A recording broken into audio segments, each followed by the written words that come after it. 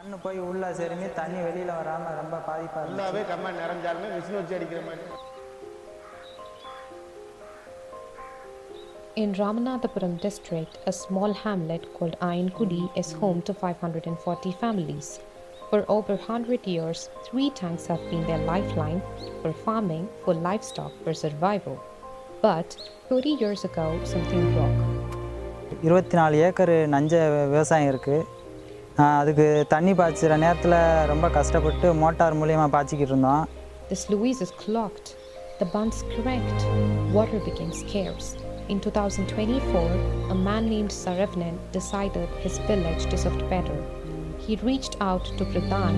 கிராமத்தில் இருந்து பேசி ஏக்கருக்கு ஒரு 4000 ரூபா கணக்கு பண்ணி 50 ஏக்கருக்கு போட்டு ஒரு 2 லட்ச ரூபா ரெடி பண்ணி பிரதானில் போடுவோம்னா ஒரு பங்குத்தொகை கேட்குறாங்களே, என்ன எப்படி பண்ணி கொடுப்பாங்களோ என்னமோ தெரியலையே அப்படிங்கிற ஒரு சந்தேகத்தில் இது இருந்தால் அப்புறம் தான் அவங்க போக தான் எங்களுக்கு புரிஞ்சுச்சு. அதை கொஞ்சமாச்சும் நம்ம ஒரு போட்டால் தானே நம்மளுக்கு அக்கறை வரும்.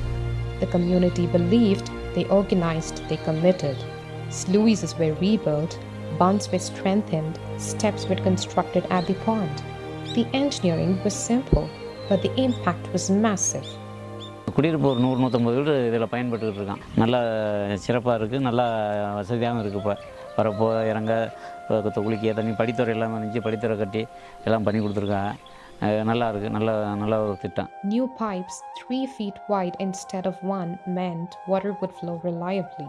இப்போ 3 அடி தூம்பு போட்டிருக்கிறதுனால தண்ணி ஈஸியாக வெளியில் போயிடுது. எங்களுக்கும் குறிப்பிட்ட நாள்லேயே வயலுக்கு தண்ணி பாய்ச்சறது மாதிரியும் இருக்குது. The tanks that once held water for just weeks could now store for 3 months.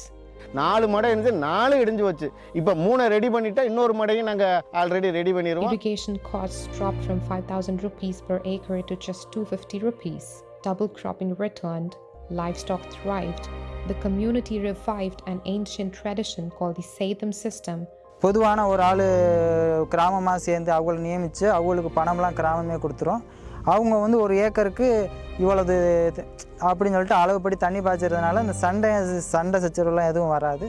அவர் மட்டும்தான், அதுவும் நஞ்சைக்கு மட்டும்தான் பாய்ச்சுவாங்க.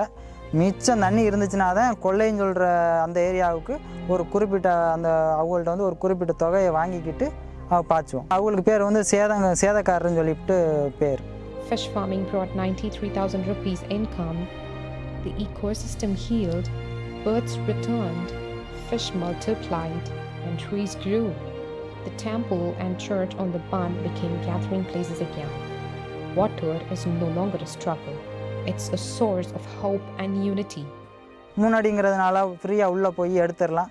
அந்த அளவுக்கு இப்போதைக்கு இல்லை. இது வந்து இன்னும் ஒரு 50 வருஷத்துக்கு எந்த ஒரு பிரச்சனையும் இருக்காது. வருங்கால சந்ததிகளுக்கு எங்களுக்கு அந்த காலத்தில் எப்படி எங்களுக்கு கம்மாயை விட்டுட்டு போனாங்களோ அதே மாதிரி எங்களோட சந்ததிகளுக்கும் விட்டுட்டு போகணும்னு பார்க்குறேன். This is what happens when a community believes in itself.